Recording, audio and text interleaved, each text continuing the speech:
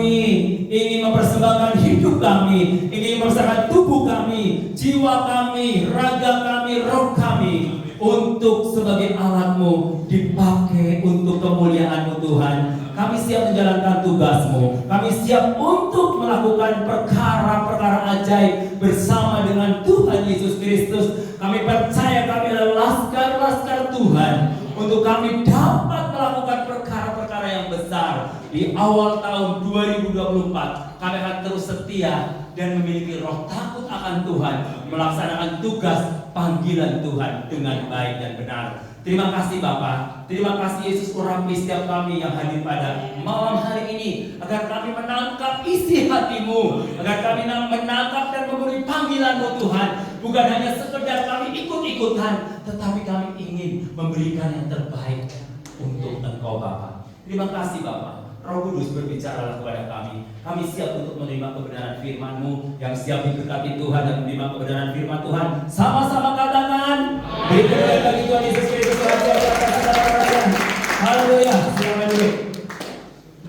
Shalom. Shalom. Apa kabar? Luar biasa. Luar biasa ya. Luar biasanya kayak ragu-ragu. Apa kabar? Luar biasa.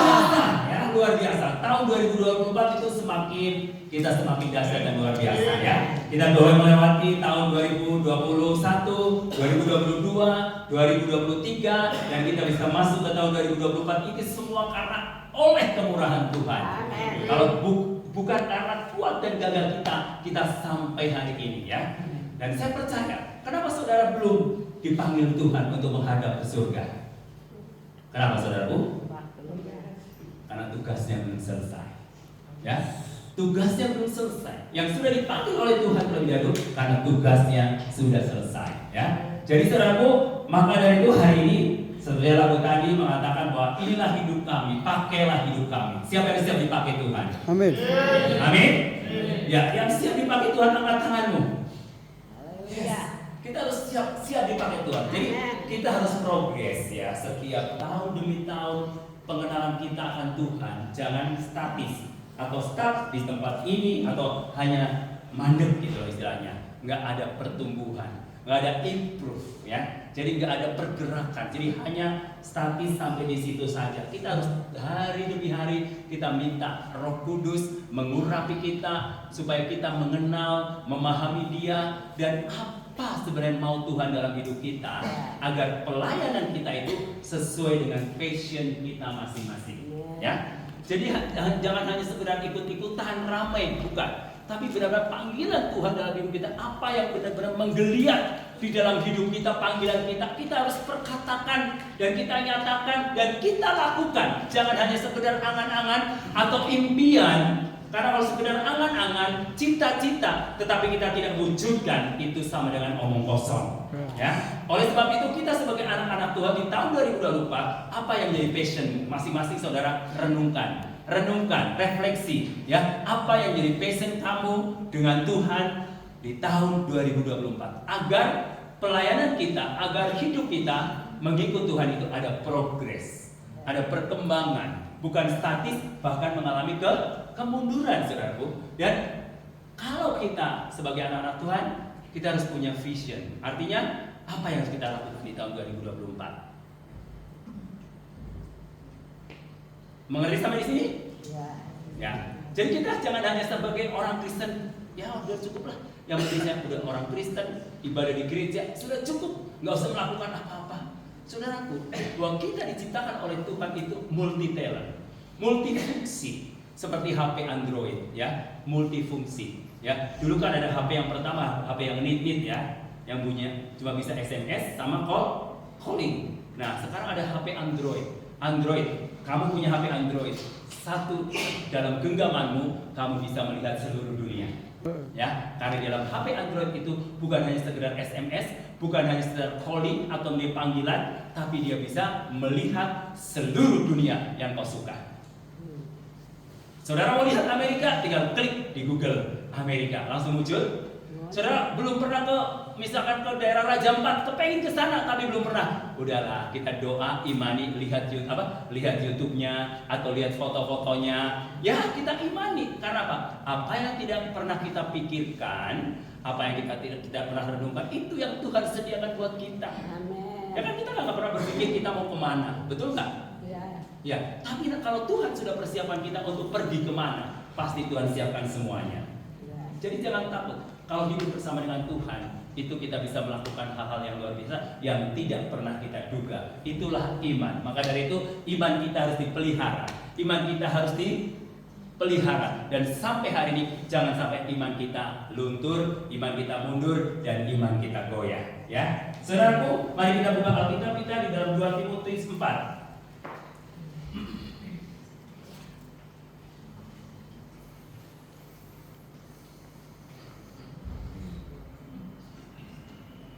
Oke. Penuhi panggilan pelayananmu ya. 2 Timotius 4 ayat 1 sampai dengan ayat yang kelima. Saudara sudah mendapatkannya? Mari kita bagi diri semua, kita akan baca bersama-sama.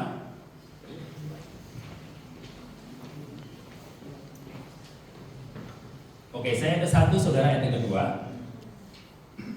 Cara bergantian. Penuhi panggilan pelayananmu di hadapan Allah dan Kristus Yesus yang akan menghakimi orang yang hidup dan yang mati. Aku berpesan dengan sungguh-sungguh kepadamu demi pernyataannya dan demi kerajaannya. 2.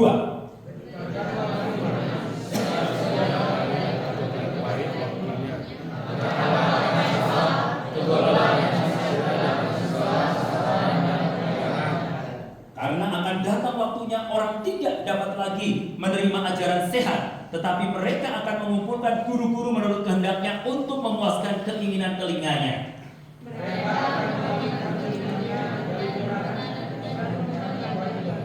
Tetapi kuasailah dirimu dalam segala hal, sabarlah menderita, lakukanlah pekerjaan pemberitaan Injil, dan tunaikanlah tugas pelayananmu. Silakan duduk. Berbahagialah orang yang membaca dan merenungkan firman Tuhan siang dan malam, dan terlebih berbahagia lagi orang yang melakukan firman Tuhan siang dan malam. Ia seperti pohon yang ditanam di tepi aliran air yang selalu menghasilkan buah pada musimnya. Dan saya ini akan mengajarkan saudara tentang bagaimana kita memenuhi panggilan Tuhan. Zaman sekarang kan gini, banyak orang-orang yang suka mendengarkan khotbah yang menyenangkan telinga, betul nggak? Makanya nggak heran kalau pengkhotbahnya lucu, wah pasti banyak yang datang karena enak didengar, betul nggak? Tapi kalau khotbahnya keras, suka memberi tersinggung kita, males datangnya, betul nggak? Nah itulah wabah penyakit rohani yang sedang terjadi di gereja akhir zaman ini. Coba kalau yang bicara, misalnya bicara paromel pasti nggak banyak. Tapi kalau yang bicara yang lucu, yang itu pasti akan banyak. Dan gereja rela bayar mahal. Rela bayar mungkin lebih daripada 10 juta hanya untuk mengundang pengkhotbah yang menyenangkan hati telinganya. Yang menyenangkan telinganya. Gak heran orang akan berbondong-bondong. Bahkan kalau di Jakarta itu udah merupakan hal yang fenomenal, ya. Dari gereja satu pindah ke gereja A, tujuannya untuk apa? Di sini enak soalnya pengkhotbahnya karena lucu. Ya daripada kita cari-cari pengkhotbah, cari aja pelawak ya kan? Panggil aja Mongol ya sekalian, udah lucu, betul nggak?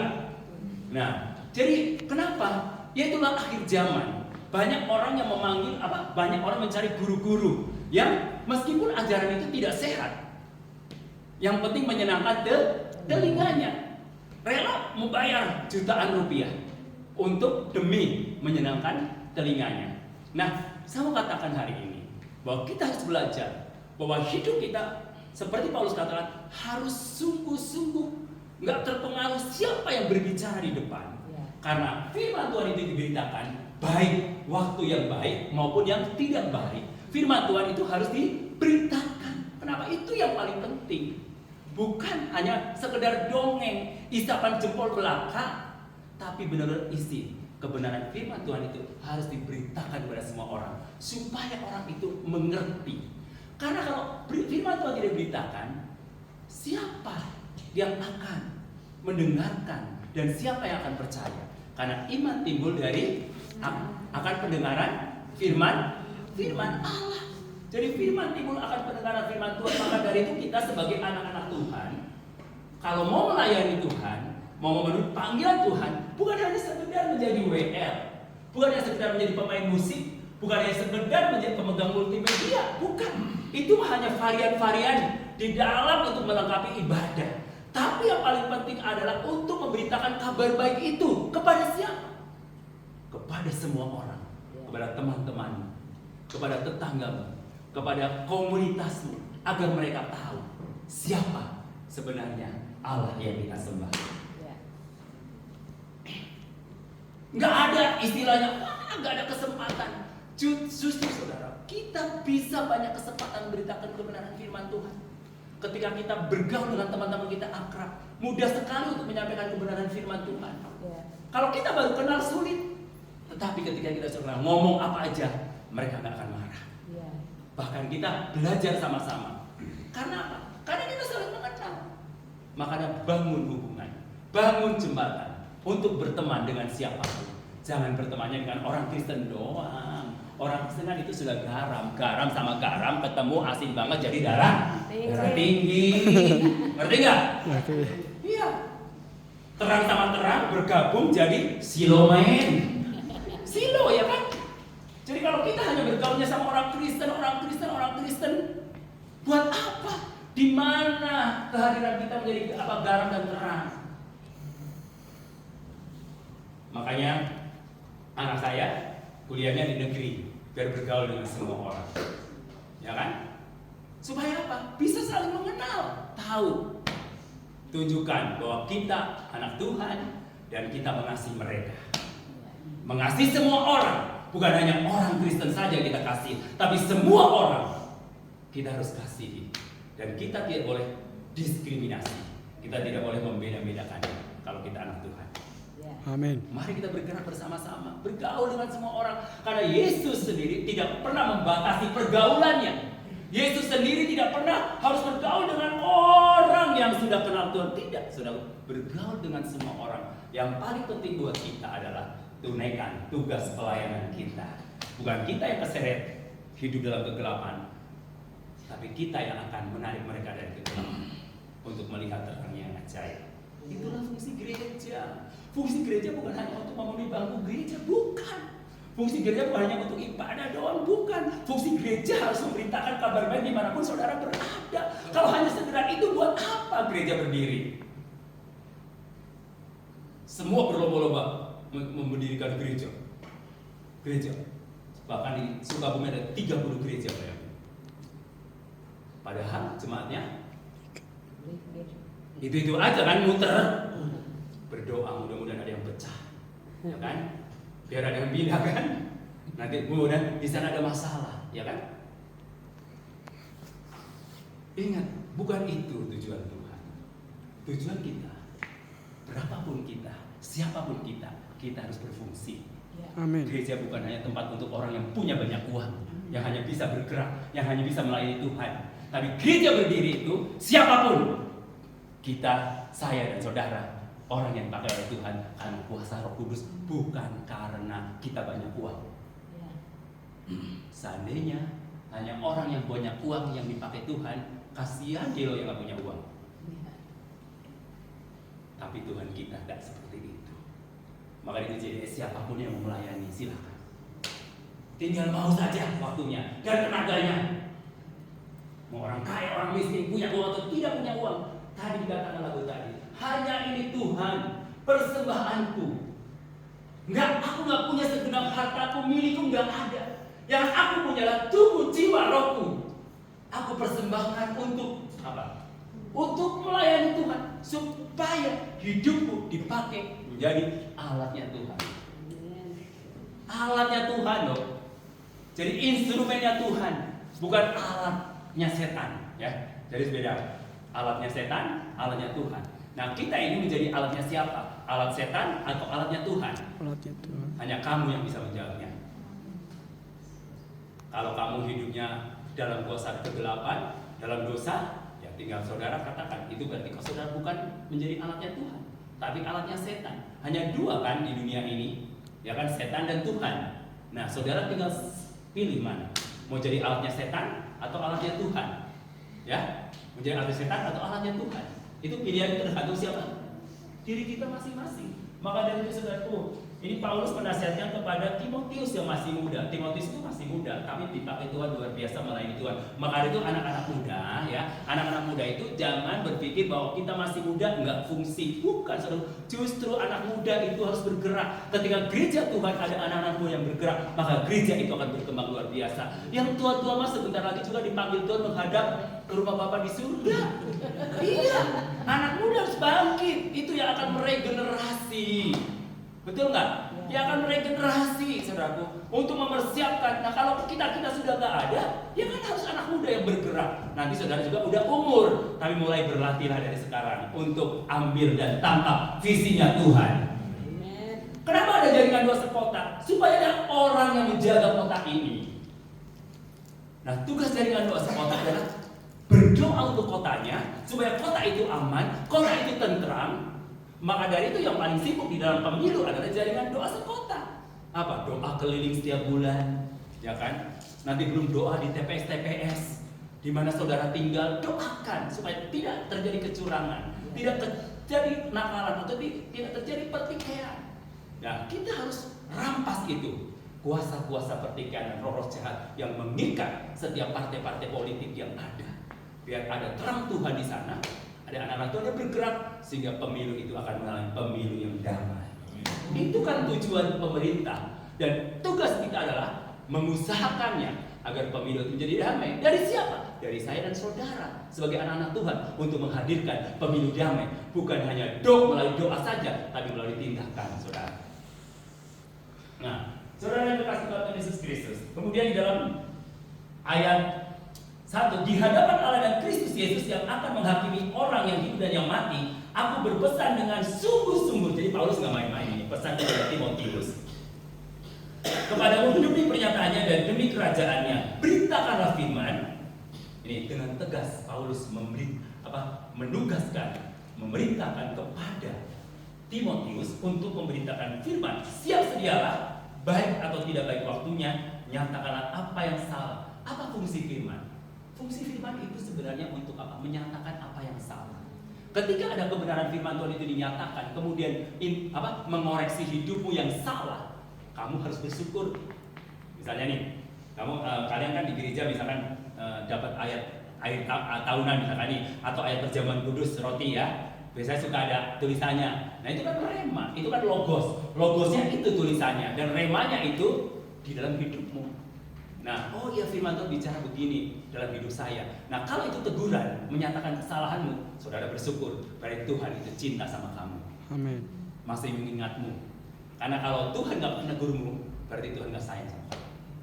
Tapi kalau Tuhan masih menegur kita, Tuhan itu sangat cinta sama kita. Ya, jadi hidup kekristenan itu bukan hidup yang seperti jalan tol, gitu loh. Nggak ada hambatan. Bukan. Justru semakin kita dekat sama Tuhan, ada banyak hambatan.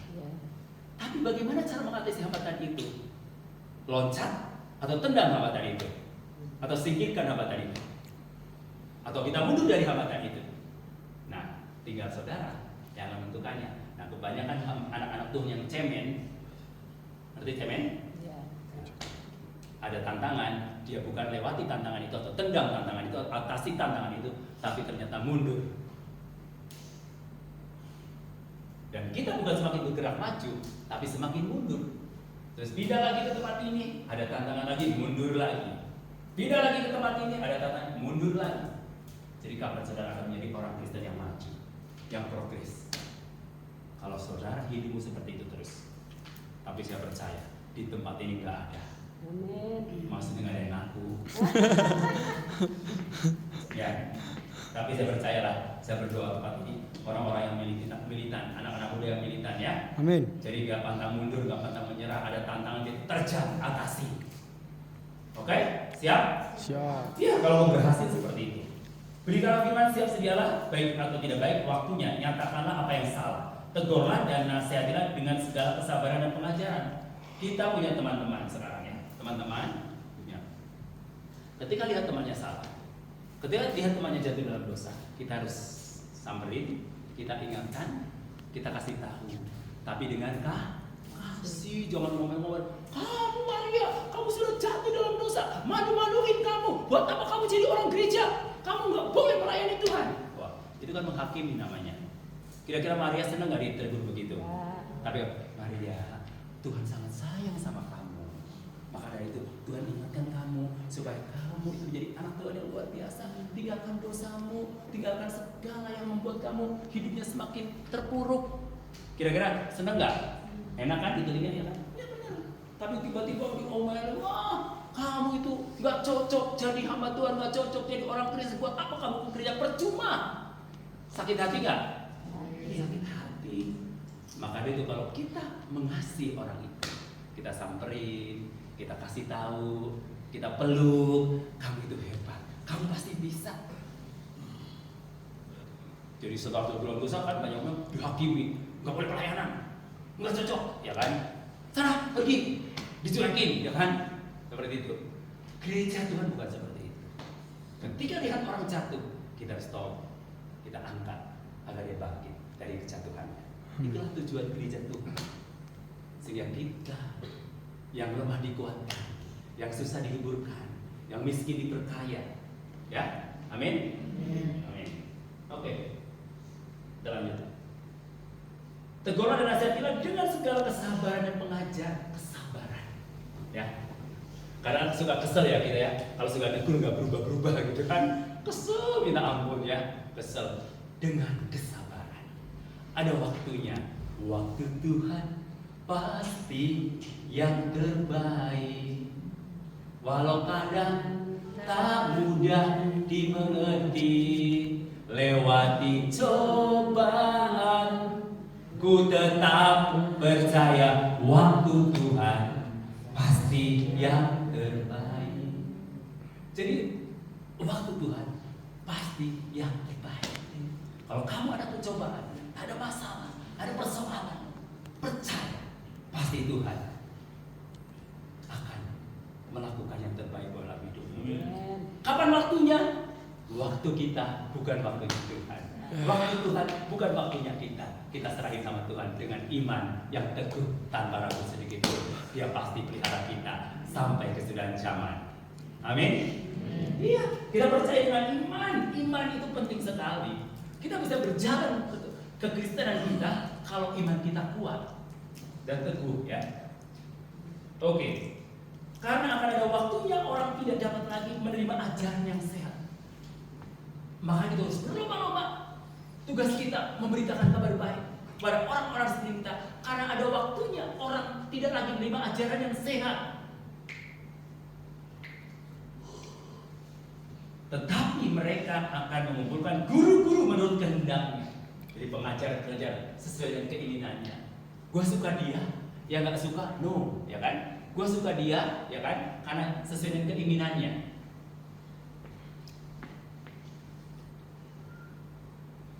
Untuk memuaskan keinginan telinganya, mereka akan memalingkan telinganya dari kebenaran dan membukanya bagi doktrin. Jadi persoalannya sekarang banyak orang-orang Kristen, yaitu yang ingin orang yang mengajar dia, yang berkhotbah untuk dia adalah orang-orang yang menyenangkan hatinya dan telinganya, ya. Kalau yang membuat kita sakit, udah nggak perlu lagi dia khotbah, ya kan? Nah, kebanyakan seperti itu. Maka dari itu kita sebagai anak Tuhan harus belajar. Jangan terpengaruh dengan karena pengkhotbahnya dia hebat, aku mau datang. Kalau nggak hebat, kita nggak usah datang. Berarti iman kekristenan itu masih cemen dan masih cetek banget. Dulu saya mungkin seperti itu. Tapi sekarang enggak. Saya fokus dengan Tuhan Yesus saja. Amin. Memang pendeta terkenal kenal kamu? Kamu sanjung-sanjung dia kenal kamu? Kalau kamu lagi kekurangan dia tolong kamu? Kenal kamu enggak? Tapi Yesus kenal kamu enggak? Itu saja fokusnya Tuhan Yesus saja. Dimanapun saja berada. Mau ibadah di gereja mana saja, gak usah lihat siapa yang berbicara, tapi fokuslah dengan Tuhan Yesus Kristus. Maka hidupmu akan tenang, hidupmu akan damai. Ya, jauh pindah ke sana, karena dia pembicaranya bagus-bagus. Ya. Oh, kesana kan bicara di gereja kok bosan, tiis katanya. Ingat, berarti iman masih cetek. Fokus kita kepada Tuhan. Kebenaran firman yang diberitakan. Kecuali kalau pendetanya sudah memberitakannya bukan kebenaran firman Tuhan, lo tinggalin. Tapi selama masih kebenaran firman Tuhan diberitakan, berarti itu masih kebenaran. Kita tinggal responi. Mau siapapun yang berkhotbah, kita responi kebenaran firman itu supaya merema dalam hidup kita dan mengubah hidup kita semakin menjadi orang Kristen yang luar biasa. Amin. Mereka akan memalingkan telinganya dari kebenaran dan membukanya bagi dongeng, ya kan? Supaya seneng kalau dongeng-dongeng, ya, cerita-cerita yang lucu seneng, betul nggak? Tapi cerita yang benar, bosen kebenaran firman melulu, gitu kan? Kaku, betul nggak? Tetapi kuasailah. Nah, ya. Jadi Paulus mengajarkan kepada kita ketika kita memberitakan firman Tuhan, kita harus apa? Ayat 5. Tetapi kuasailah dirimu dalam segala hal. Kuasailah dirimu dalam segala hal. Jadi supaya kita tidak jatuh ke dalam pencobaan, kita tidak jatuh dalam dosa, kita menguasai diri kita. Ya. Kita kuasai. Makanya ada salah satu karunia Roh Kudus apa? Buah roh apa? Buah roh apa? Salah satu buah roh? Yes, penguasaan diri itu penting sekali. Penting. Penguasaan diri. Karena bicara apa itu bicara karakter. Makanya mau dia punya karunia kesembuhan, karunia mujizat, mendoakan orang sakit sembuh, kalau dia tidak punya penguasaan diri percuma. Dia kan salah satu buah roh, ya kan? Kasih itu ada ini. Nah, buah roh itu kasih kan. Nah, di dalam kasih itu ini ada penguasaan diri, ada ini, ya, kesetiaan, kesabaran, kelemah lembutan. Nah, itu bicara apa? Karakter Kristus. Nah, jika kita pelayanannya kita hebat, tapi karakter kita gak hebat, itu nol hasilnya. Ya, nol hasilnya. Makanya dari itu kita anak Tuhan, kita harus punya kecerdasan intelektual, kecerdasan emosi. Yang bicara tentang karakter itu kecerdasan emosi, ya. Masih mending intelektualnya kita mungkin gak terlalu pinter, tapi emosinya bagus. Itu jauh lebih bagus. Kenapa? Karena emosi itu yang akan mengatur kehidupan kita. Makanya nggak heran kalau ada orang yang sebenarnya lulusan cuma SD, tapi kalau dia hebat, berhasil, karena dia itu kecerdasan emosi. Dia untuk bertahan melalui bawah, yang merangkak, akhirnya bisa jadi orang hebat. Kenapa? Ya karena dia bisa bertahan, bisa survive dalam segala hal. Nah, ingat, generasi Z harus bertahan dalam segala pencobaan dan tantangan dan dunia persaingan, perkuliahan dan pekerjaan. Ya. Karena semakin hari bukan semakin mudah, tapi semakin sulit.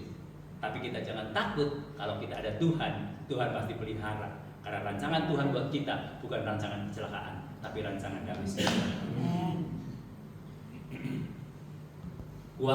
Kuasailah diri kita. Self control harus ada kita. Jadi kalau dalam sebuah pertandingan itu kita harus menguasai diri kita agar tidak emosi, ya. Saya misalkan, saya kan berpartner misalkan dengan teman main tenis, ya, main tenis. Teman saya mati, misalkan mati terus, saya cuma bilang tenang ya, jangan takut, tenang, it's okay. Sampai saya bilang, wah Romo itu manusia setengah dewa katanya. Saya nggak pernah marah di dalam pertandingan tenis ketika teman aku mati pada waktu 5 bola. Saya bilang tenang, pasti bisa, pasti kamu sanggup. Tadi ya, sebenarnya saya menggendong teman saya main, udah leading teman saya udah 6, saya masih 4. Saya bilang tenang, jangan takut, kita pasti bisa. Tenang, kita kasih tenang dia, bagus pukulan, bisa susul, akhirnya kita bisa menang. Menguasai diri. Makanya dalam sebuah pertandingan, dalam sebuah kehidupan, yang paling penting adalah mindset dan mental kita. Mental kita. Kalau mental kita sudah diserang, bahaya. Mental itu yang bisa survive Karena iblis makanya sering menyerang mental kita supaya kita downgrade.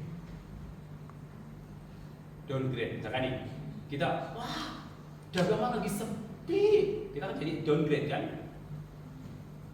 Mental kita diserang. Nah, kita harus bangkit. Nah, terus nih mahasiswa, nggak apa-apa lah, dia juga dapat B, wajar lah kita dapat B gitu kan. Nah, udah downgrade. Karena mental kita udah diserang.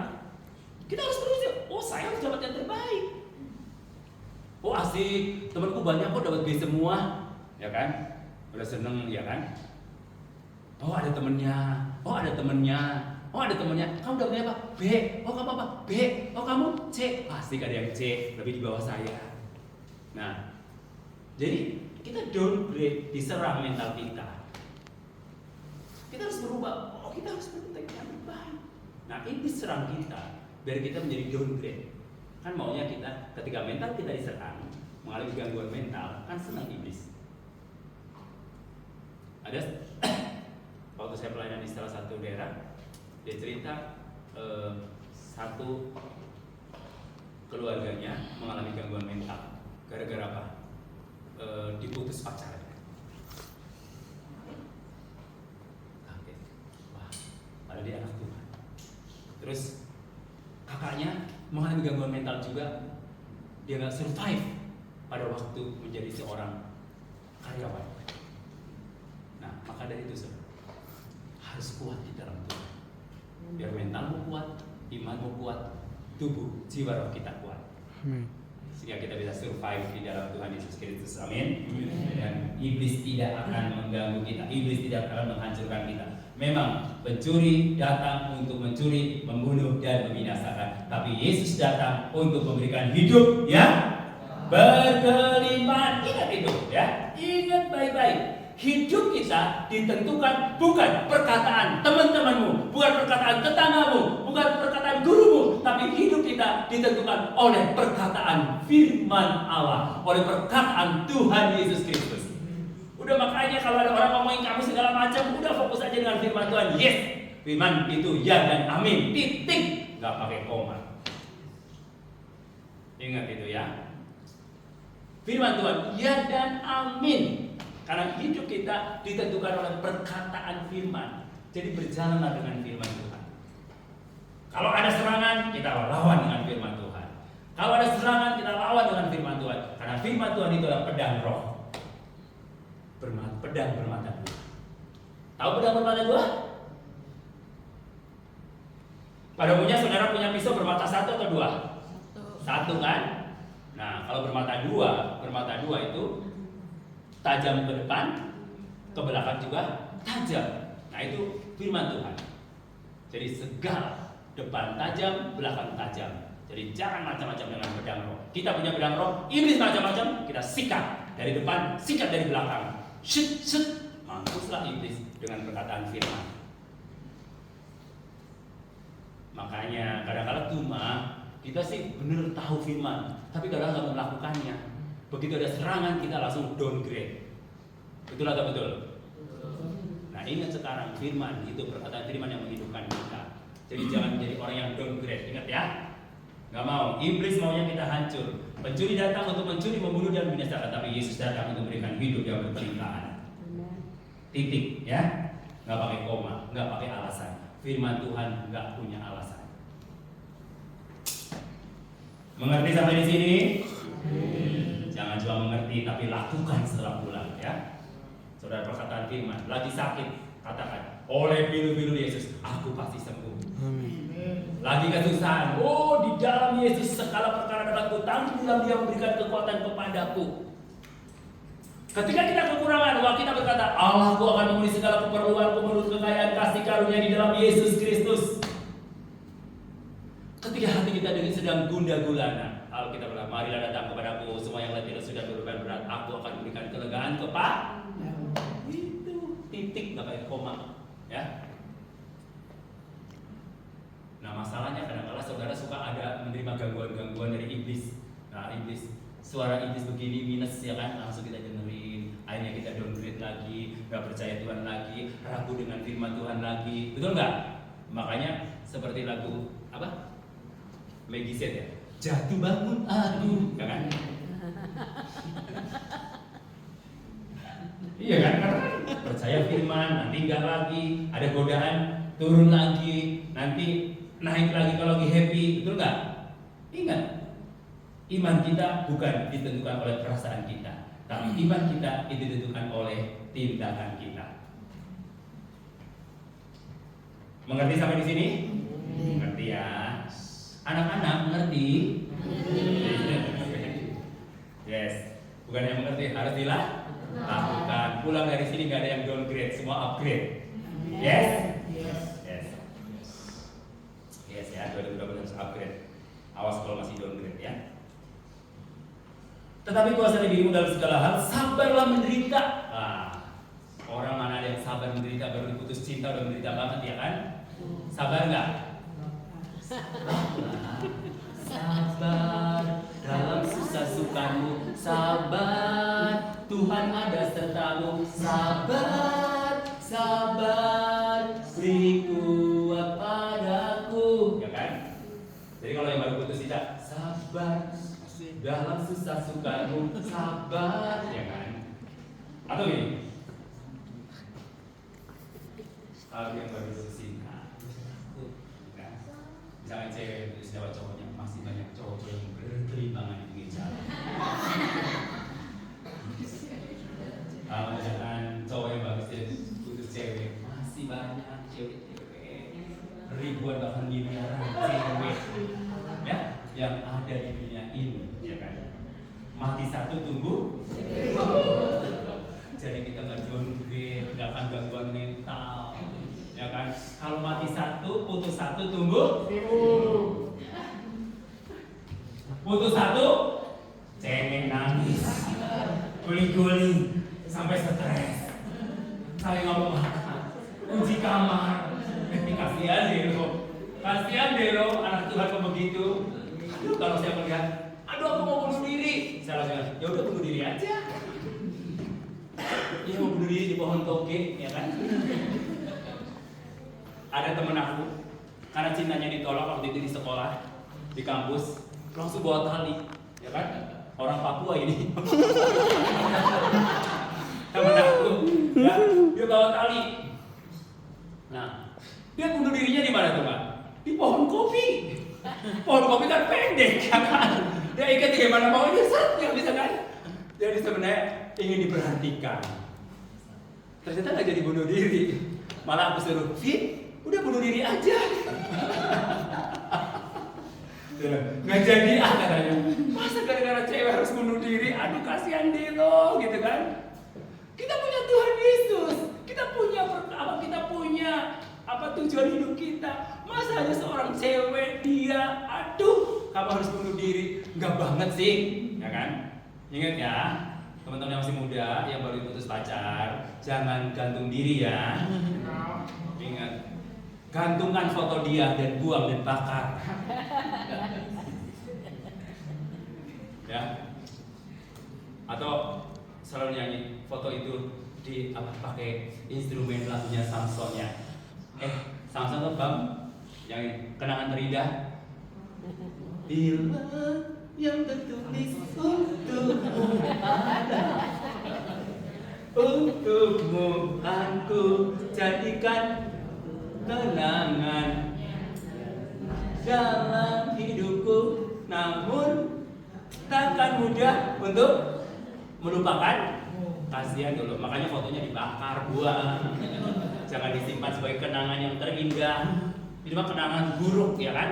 Buang jauh-jauh. Ini berarti tipe wanita bukan untuk saya. Robek saja, buang. Nanti digantikan yang baru.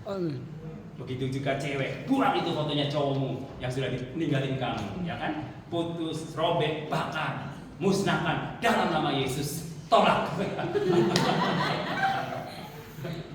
Pasti akan ganti yang baru. Amin. Pasti yang ketawa baru putus cinta ya. Oke. Sabarlah menderita. Sabar ya. Lakukanlah pekerjaan pemberitaan Injil dan tunaikanlah tugas pelayanan dia. Lakukanlah pemberitaan Injil. Ini hal yang sangat penting. krusial dalam pekerjaan Tuhan, memberitakan Injil, memberitakan kabar baik, memberitakan good news kepada semua orang. Itu tugasmu, tugas kita semua, ya, bukan yang tugas saya, tapi tugas kita semua, memberitakan kabar baik.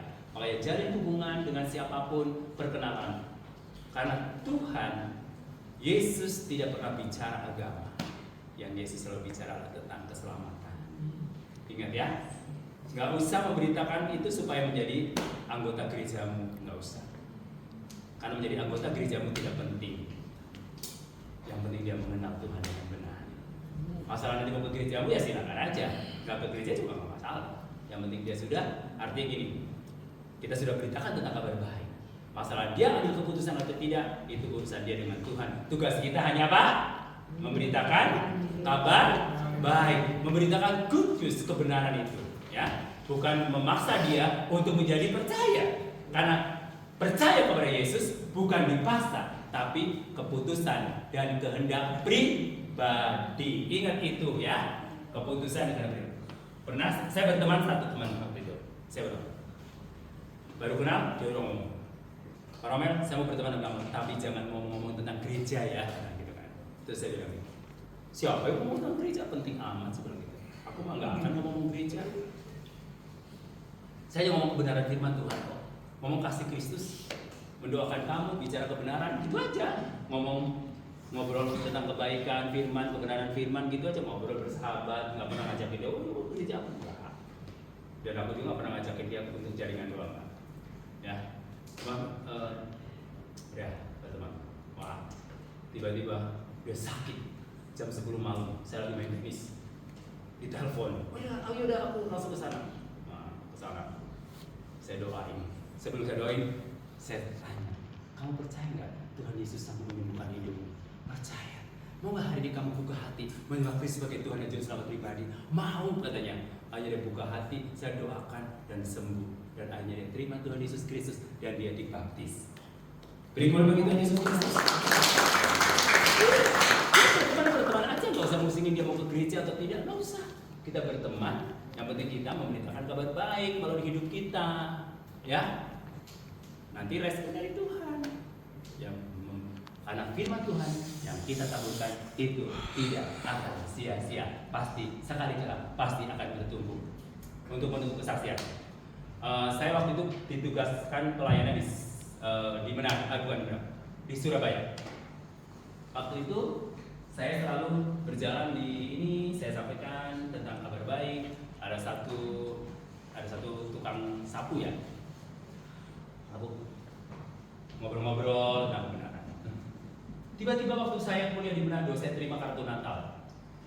2 tahun kemudian saya terima kartu Natal. Ini siapa ya?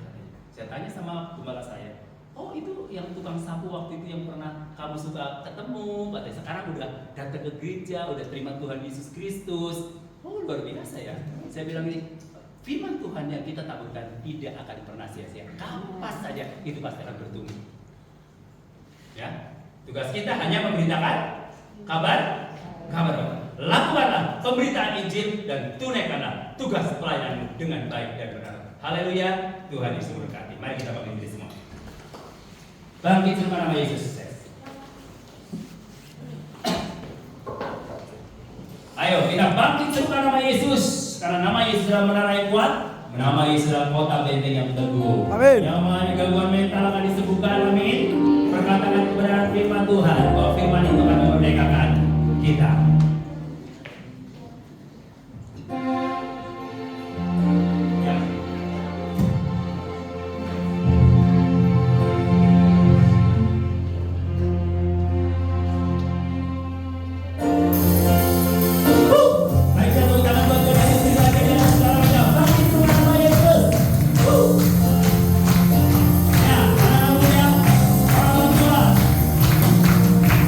Bangkit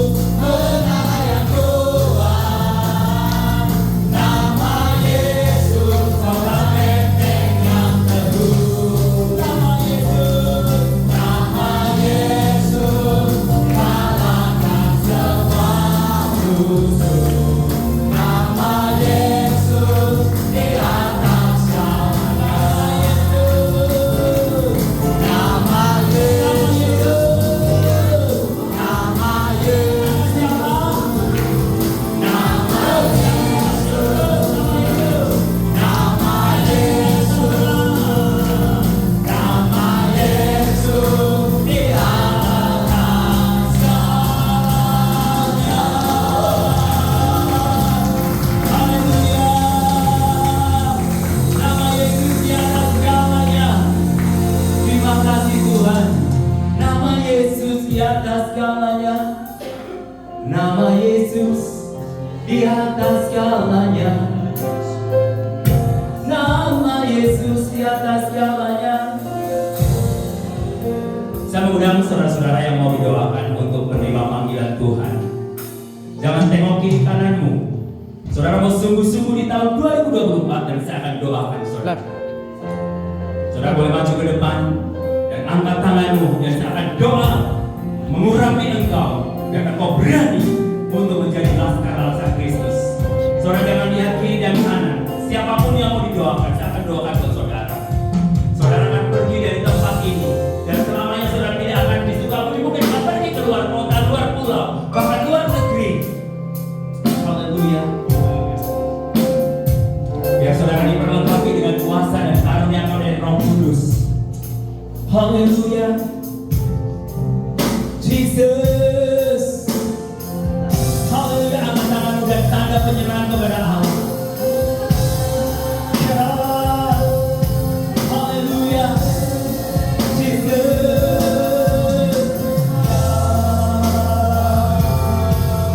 Tuhan yang memanggil. Haleluya. Jesus. Haleluya.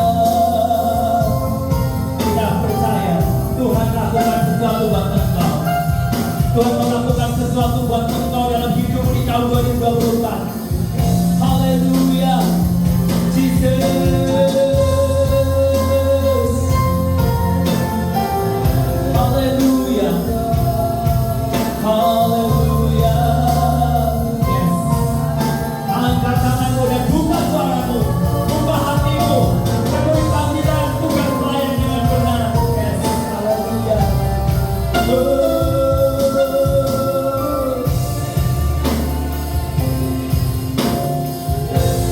Kini aku percaya tiada yang mustahil bagiku. Kuasa-Mu, kuasa-Mu, kasar-Mu berharap. Kini aku berserah, kini aku berserah pada rancangan-Mu, pada rancangan-Mu bagiku. Ku ikuti panggilan-Mu, bukan setia sampai akhir. Musik tetap menyanyi dengan lembut dan ringan. Dan saya akan berdoa buat saudara-saudara kami yang saat ini sedang mengangkat tangan dan memelayani Tuhan dengan sungguh-sungguh di dalam nama Tuhan Yesus Kristus. Kami percaya bahwa urapan Allah turun atas Bapak Kristusnya yang saat ini mengambil keputusan untuk terima Yesus, untuk melayani Tuhan dengan sungguh-sungguh. Tuhan, apa menjadi passion kamu? Jangan takut lagi. Tuhan panggil kamu dan Tuhan memanggil kamu luar biasa. Berapa Tuhan terima kasih. Beritakan Injil. Mau pergi, jangan takut. Karena teman-teman bersama denganmu. Dalam nama Yesus Kristus. Dalam kuasa dan melayani haleluya. Pergilah. Lakukanlah tugas pelayan dengan baik dan benar. Dan beritakan Injil. Baik dalam waktu siap atau tidak siap. Beritakan Roh Kudus dan ketahuilah bahwa Allah akan menyertai sampai segala cara. Haleluya. Dalam nama Tuhan Yesus Kristus kami percaya Tuhan. Tidak ada mustahil buat hamba-Mu Elsa. Jangan menyerahkan diri untuk melayani Tuhan dalam 2024. Kami sungguh-sungguh lagi. Roh Kudus urapi hidup Elsa. Dengan kuasa dari tempat yang maha tinggi di dalam nama Tuhan Yesus Kristus. Dalam nama Yesus Kristus. Lakukanlah tugas pelayan. Dalam Tuhan Tuhan untuk melayani Tuhan. Lakukanlah tugas pelayanan dengan baik. Beritakanlah Injil siap atau tidak siap. Dalam waktu baik atau tidak baik. Lakukanlah pemberitaan Injil kemana kau pergi. Segala rasa malu, rasa minder, patahkan dalam nama Yesus Kristus. Dengan roh keberanian, betul ya? Yesus akan akan menyertai kau sampai kesudahan zaman dalam nama Yesus. Urapan Allah Tuhan atas gue. Beri panggilan Tuhan kemana pun dia pergi Tuhan. Beri kadang-kadang dia takut, grogi, berikan Injil. Roh Kudus urapi dia. Urapi dia, urapan Allah Tuhan atasnya untuk ditarik kabar baik. Pergilah, jangan takut. Jangan takut. Jangan takut. Waktunya sudah dekat. Waktunya sudah dekat. Jangan takut kau memberitakan kabar baik. Kemanapun kau pergi, nyatakanlah, beritakanlah Injil. Firman Allah berkata, katakanlah kau, Tuhan akan menyertai kau sampai kesudahan zaman dalam nama Yesus. Haleluya. Anak muda, lakukanlah pelayananmu dengan passionmu. Kau jangan berhenti sampai di sini. Tuhan mau pakai kamu, dimanapun kamu berada, dimanapun kamu berada sekarang. Terima urapan baru dalam nama Yesus. Tahun 2024 akan penuh mujizat buat kamu. Yang penting adalah kau lakukan tugas pelayananmu dengan baik. Lakukanlah tugas pemberitaan Injil kemanapun kau pergi, dimanapun kau berada. Dalam nama Yesus Kristus, pergilah dan tahu aku akan menyertai kau sampai kesudahan zaman. Haleluya. Dalam nama Tuhan Yesus Kristus. Jessica, Tuhan berbicara. Jangan pernah kau malas untuk mendengar Injil. Jangan pernah kau malas untuk mendengar kabar. Tuhan pakai kamu. Dimanapun kamu berada, Tuhan tidak melihat keterbatasan, tapi Tuhan melihat hatimu. Lakukanlah tugas pelayanan dengan baik. Meskipun kamu banyak tantangan, banyak halangan, orang mengucilkan kamu atau orang memandang rendah kamu, jangan takut. Roh Tuhan ada padamu. Roh Tuhan ada padamu. Aku sekali-kali tidak akan pernah meninggalkan engkau, dan aku sekali-kali tidak akan pernah membiarkan engkau. Ketahuilah aku akan menyertai kau sampai kesudahan zaman. Dalam nama Yesus Kristus. Urapi Allah Tante Jessica dengan roh keberanian itu Jessica. Haleluya. Aku tahu kau penuh dengan beban dan penderitaan. Tuhan sayang sama kamu. Tuhan bahaya. Belajar untuk menguasai diri. Belajar untuk rendah. Meskipun kau dihina, caci maki, tetap berhati dan sabar.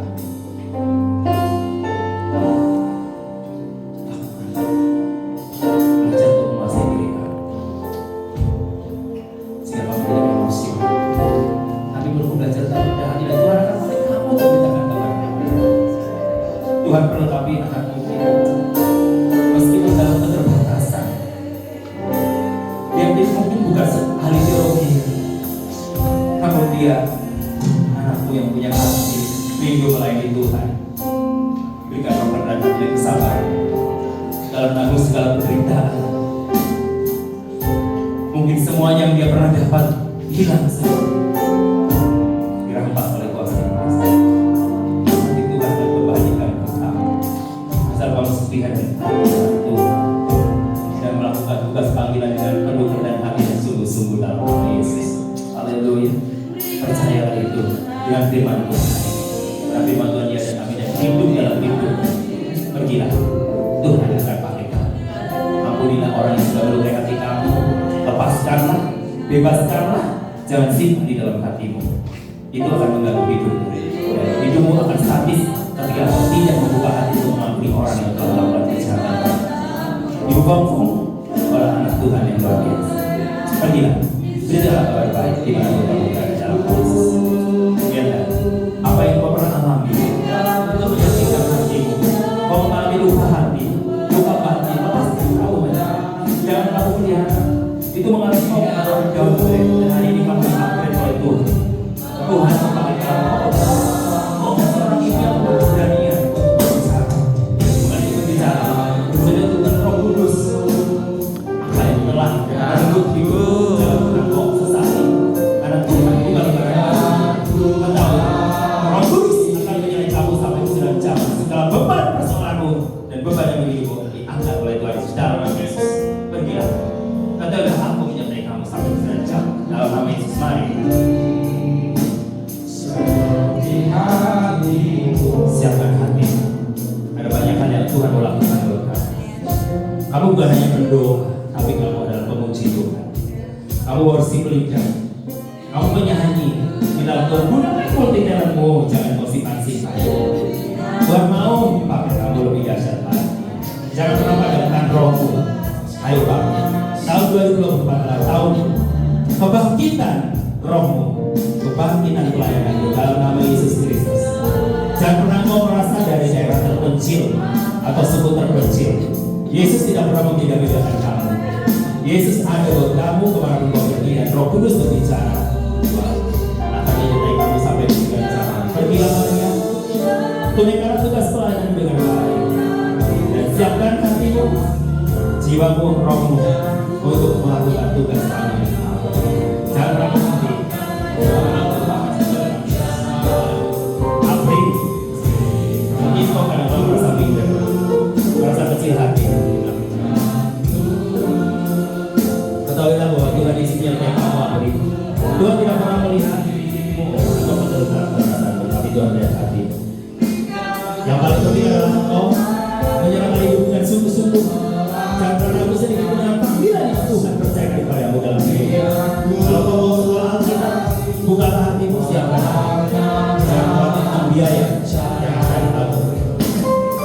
Kapan? Tuhan masih cukup. Dalam nama Yesus, pergilah. Tuhan menyertai Pak Victor. Ketika kamu sudah mulai, ingat ada banyak yang tidak suka dengan kamu.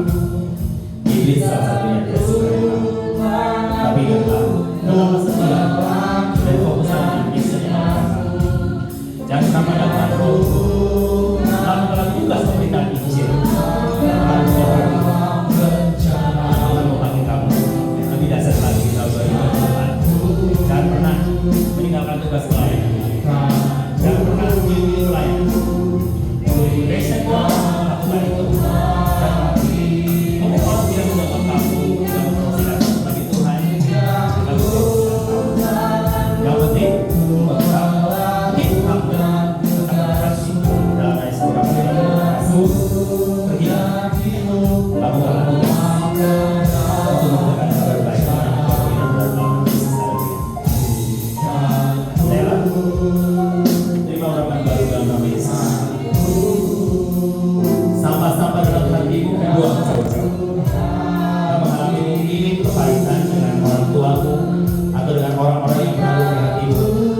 Tuhan sayang sama kamu sehat.